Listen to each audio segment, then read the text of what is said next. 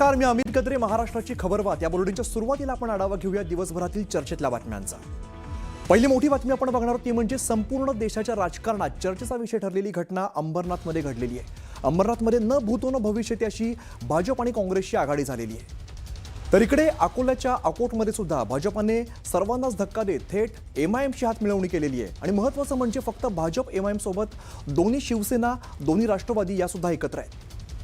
पुढची महत्त्वाची बातमी आपण बघणार आहोत ती म्हणजे निवडणुकीमध्ये पैसे वाटप केल्याचा आरोप विरोधकांकडून केला जातोय आणि अशा वेळेला जयंत पाटलांनी केलेल्या विधानावरून आता चर्चांना उधाण आलंय. तर दुसरीकडे पिंपरी चिंचवडमध्ये भाजप विरुद्ध राष्ट्रवादीचा संघर्ष आणखीन तीव्र झालेला आहे. यामध्ये प्रचाराच्या वेळेला अजित पवारांनी पुन्हा एकदा महेश लांडगेंवरती जोरदार हल्लाबोल केलाय. पहिली मोठी बातमी आपण बघूया. गल्लीपासून दिल्लीपर्यंत एकच काँग्रेस आणि भाजपामधील वैर सर्वश्रुत आहे. राजकीय, तात्विक आणि विचारधारा याचा कुठल्याच गोष्टीमध्ये अजिबात साम्य नाहीये आणि एकमेकांवरती भूमिका घेताना विरोधाची धार तसूभर सुद्धा कमी होत नाहीये. आणि अशामध्येच भाजप आणि काँग्रेसने अंबरनाथ नगर परिषदेमध्ये सत्ता स्थापन करताना युती करून राजकीय इतिहास रचलेला आहे. सत्तेसाठी काँग्रेस बरोबर एक अभद्र युती त्याने त्या ठिकाणी केली. अंबरनाथच्या विकासासाठी आम्हाला गट एकत्र करून आम्हाला हे अंबरनाथच्या विकासाला एक चालना द्यावी लागते. मी म्हणतो ना, दुतोंडी गांडूळ आहे आणि त्या पद्धतीनं त्यांचं राजकारण सुरू आहे. भारतीय जनता पार्टी के वरिष्ठ नेताओं को अगर पूछोगे तो वो अच्छे से आपको जवाब दे पाएंगे कि उन्होंने कांग्रेस के साथ जो है अलायंस क्यों किया. ओबीसी आणि काँग्रेस बरोबर त्यांची चुंबाचुंबी जी चाललेली आहे, हा निकाल लागलेला आहे त्यांचा. मग आता हिरवे नाही झाले. भारतीय जनता पक्षासोबत आम्ही कुठेही गेलेलो नाही आणि कुठेही जाण्याचा प्रश्न उद्भवत नाही.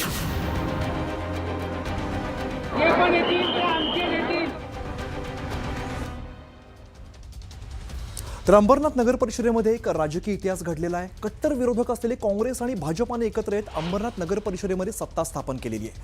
अंबरनाथ नगर परिषद निवडणुकीत शिंदेची शिवसेना विरुद्ध भाजप अशी लढत झाली. मात्र सत्ता स्थापनेसाठी दोन्ही पक्षांकडून जुळवाजुळव सुरू असताना भाजपानं ही अनोखी खेळी केलेली आहे. गल्लीतल्या या घडामोडींवरून आता राज्यस्तरावरील राजकारण हे चांगलंच तापलेलं आहे. खुद्द मुख्यमंत्र्यांनी युती संदर्भात तीव्र नाराजी व्यक्त केल्याची माहिती सूत्रांकडून मिळते. तर दुसरीकडे काँग्रेसच्या वरिष्ठ नेत्यांनी सुद्धा ही चर्चा फेटाळलेली आहे. असं असलं तरी सुद्धा ही अभद्र युती असल्याचं म्हणत शिवसेनेच्या स्थानिक नेत्यांनी भाजपावरती हल्लाबोल केलाय. दुसरीकडे विरोधकांनी सुद्धा भाजपावरती निशाणा साधलाय.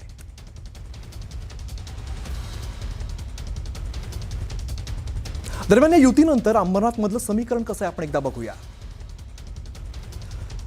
तर अंबरनाथमध्ये नवं समीकरण बघायला मिळतंय. भाजप, काँग्रेस, राष्ट्रवादी आणि अपक्ष मिळून 31 नगरसेवक बघायला मिळत आहेत, जागा बघायला मिळत आहेत. तर शिवसेनेच्या इकडे 27 जागा आहेत. त्यामुळे राजकीय समीकरण कसं असणार आहे तर भाजपसोबत काँग्रेस आहे, राष्ट्रवादी आणि अपक्ष असं बघायला मिळत आहे. आणि एकीकडे शिवसेनेच्या 27 जागा बघायला मिळत आहेत. तर अंबरनाथमधील युतीवरून खासदार श्रीकांत शिंदेंनी भाजपाला टोला लगावलेला आहे. मीरा भाईंदरमध्ये भारतीय जनता पक्षानं एमआयएमला पाठिंबा दिला.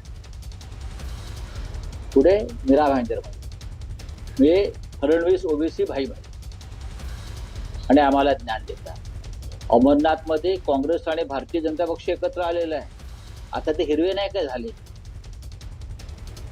मीरा भाईंदर आणि अमरनाथमध्ये ओबीसी आणि काँग्रेस बरोबर त्यांची चुंबाचुंबी जी चाललेली आहे, हा निकाल लागलेला आहे त्यांचा. मग आता हिरवे नाही झाले. मी म्हणतो ना, दुतोंडी गांडूळ आहे आणि त्या पद्धतीनं त्यांचं राजकारण सुरू आहे. त्यांच्यात काही खरं नाही. नवीन काहीतरी समीकरण होतील महाराष्ट्रामध्ये या महापालिकेनंतर. कारण महायुतीमध्ये काय झालेलं आहे, ही नुरा कुस्ती सुरू आहे. म्हणजे त्यांनी विरोधकांची सुद्धा स्पेस व्यापायचं. बरोबर त्यांनी विभागणी केलेली आहे. भाजपने हिंदू मतांना हे करायचं, अजित पवारांनी मुसलमानांना करायचं. मिंदे आणि मधल्यामध्ये ना घरका ना घाटका, जे मिळेल ते आपलं, असं मिंदे आहे. लाचार शिरोमणी मिंदे आहे. त्याच्यामुळे तो ना इधर का ना उधर का. आणि आता तर अंबरनाथमध्ये मला वाटतं त्यालाच फेकून दिलेलं आहे आणि भाजप आणि बाकीचे एकत्र झाले. काँग्रेस पण तिकडे गेलेली आहे. आता काय सांगाल, हिंदुत्व सोडलं भाजपने? अंबरनाथमध्ये जिकडे शिवमंदिर आहे त्या शिवमंदिराच्याच ठिकाणी भाजपने हिंदुत्व का सोडलं? नगर परिषद में युति नहीं हुई, लेकिन महानगर पालिका में मैक्सिमम जगह पर ये युति हो, क्योंकि युति के कार्यकर्ता हमेशा लोकसभा हो या विधानसभा हो एक साथ आकर काम करते हैं। जब कार्यकर्ता का चुनाव होता है तब कार्यकर्ता को ऐसा लगता है कि तभी भी महायुति होनी चाहिए, तो इसलिए महायुति मैक्सिमम जगह पर है। अभी अंबरनाथ नगर परिषद में जो गठबंधन यहाँ पर हुआ है उसके बारे में अगर आप भारतीय जनता पार्टी के वरिष्ठ नेताओं को अगर पूछोगे तो वो अच्छे से आपको जवाब दे पाएंगे कि उन्होंने कांग्रेस के साथ जो है अलायंस क्यों किया। तो मुझे लगता है कि हमेशा शिवसेना ने अंबरनाथ में डेवलपमेंट की राजनीति की है।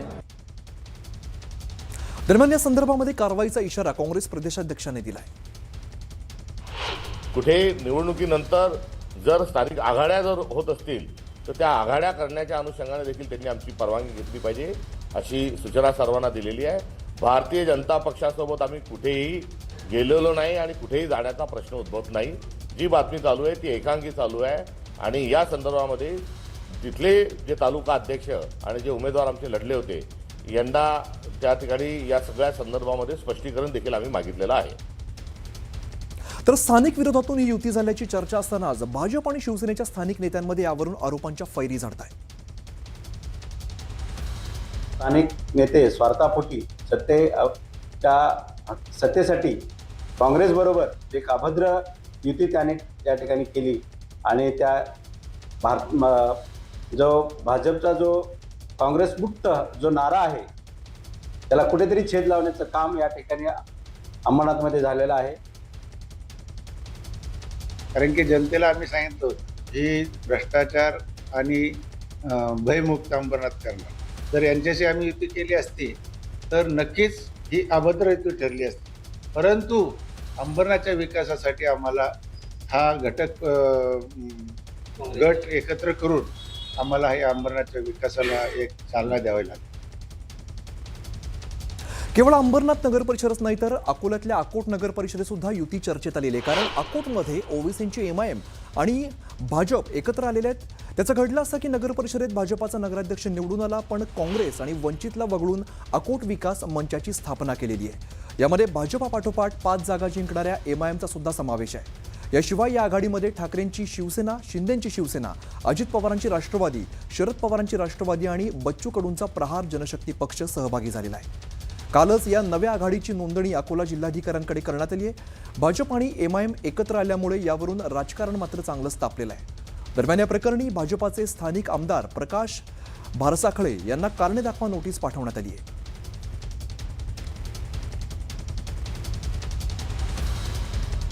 दरम्यान एमआयएम ही भाजपाची बी टीम असल्याचा आरोप सकपाळांनी केलाय। अकोटला एमआयएम सोबत भाजपच्या जाणे आणि नांदेडमध्ये भाजप हा एमआयएमच्या उमेदवारांना उभं करणे हे दोन्ही त्याच्यातला अर्थ स्पष्ट आहे की एमआयएम जी आहे ही भारतीय जनता पार्टीची बी टीम आहे। नाही, नागरी गट जेव्हा बनवतो किंवा एखादा विकासाचा गट बनतो किंवा डेव्हलपमेंटचा गट तयार होतो त्या ठिकाणी वेगवेगळ्या पक्षाचे लोक एकत्र येतात आणि त्यामुळं मला वाटतं शेवटी एक काहीतरी स्थानिक लेवलला आघाडी झाली असेल, डेव्हलपमेंटकरता आघाडी झाली असेल, त्या अनुषंगाने काही तिथे गट तयार झाला असेल त्यावरही मी त्या ठिकाणी तपासून घेणार आहे। तर टीका आणि वरिष्ठांच्या आदेशानंतर अखेर अकोटमधील आघाडीतून एमआयएम बाहेर पडली आहे। भाजपला कोणीही चालतो, भाजप कामाठीपुऱ्यामध्ये उभी आहे धंदा करा, कोणी या बरं का। जो पेजेला देईल त्याच्या शेजेला जायला भाजपा तयार। काय माझं वाक्य नीट समजून घ्या, जो पेजेला देईल त्याच्या शेजेवर चढायला भाजपा तयार आहे। आता सध्या दोघे जण शेजेवर चढलेले एमआयएम आणि अंबरनाथला काँग्रेस। हा माझा डायलॉग नाही, हा जयवंत देवीने त्यांच्या नाटकात गुंतता हृदयामध्ये दिलं एक सुंदर वाक्य, जो पेजेला देईल त्याच्या शेजेवर। भारतीय जनता पक्ष सध्या महाराष्ट्रात त्याच भूमी संजय राऊत त्यांनी घणाघाती टीका केली नाही तर घाणीची टीका केलेली आहे. अशा पद्धतीनं घाण शब्द वापरणं ही महाराष्ट्राची संस्कृती नाही. कदाचित संजय राऊत रोज कामाठी पुऱ्यामध्ये जात असतील, त्यामुळे त्यांच्या पोटातला शब्द ओठावर आला, एवढाच फरक आहे. कामाठी पुऱ्याची सवय कुणाला आहे हे महाराष्ट्राला माहित आहे. संजय राऊत, तुम्हाला कदाचित जास्त कामाठी पुऱ्याचे डोस मिळाले असल्यामुळं कदाचित रात्रीचा शब्द तुमचा सकाळी सकाळी आपल्या तोंडामधून निघून गेला. भारतीय जनता पार्टी विकासाचं राजकारण घेऊन पुढे जाते.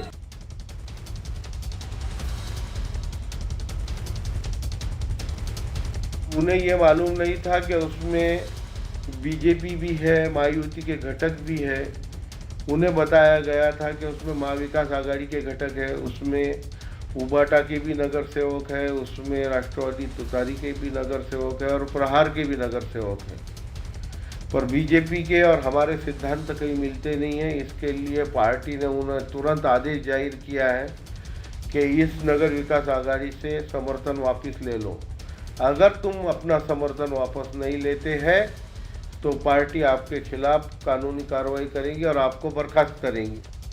MIMचे विचार सोडून त्या पक्षाला सोडचिठ्ठी देऊन जर हे लोक मोदीजींच्या आणि सामाजिक समरसतेच्या भूमिकेशी सहमती दर्शवून येत असतील तर आम्ही याचं स्वागत करू, अन्यथा नाही.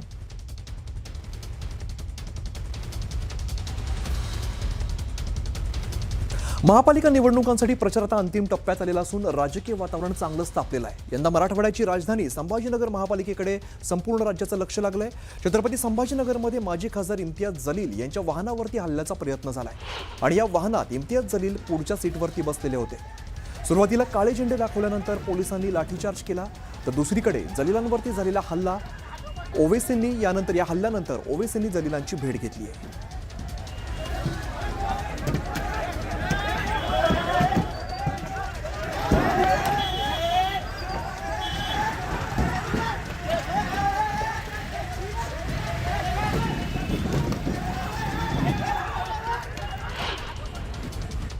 कलीम कुरेशी त्याचे धंदे काय आहेत?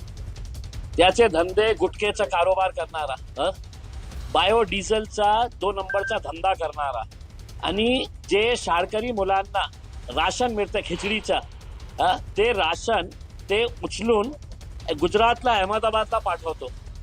आणि इथे एक वालूजमध्ये एक फॅक्टरी आहे, कोणी अगरवाल नावाचा इंडस्ट्रियलिस्ट आहे मुंबईचा, त्यांच्या सोबत हे फॅक्टरी चालवतात.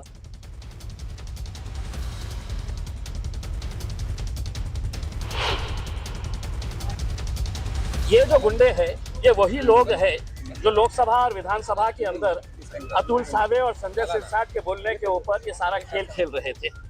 ये सारा खेल जो है उन्हें ऐसा लगता है कि सत्ताधारी पक्ष का हमारे पास समर्थन है तो हम पुलिस प्रशासन सबको अपनी जेब में रखेंगे और सड़क के ऊपर आकर गुंडागर्दी करेंगे करके. तो ये सब चीजें जो है हम पुलिस के ऊपर छोड़ रहे हैं. इम्तियाज जलील हा 1 नंबरचा खोटारडा माणूस आहे. ब्लॅकमेल करण्यामध्ये सर्वात माहीर असलेला हा इम्तियाज जलील आहे. जे कार्यकर्त्यांनी हल्ला केला ना, त्यांनी यासाठी केलंय की याच्यासाठी जीवाला जीव देणार ते कार्यकर्ते होते, परंतु पैसे घेऊन तिकीट विकले, त्या कार्यकर्त्याला देशी दडू लावलं आणि त्याचा संताप ते व्यक्त करतात.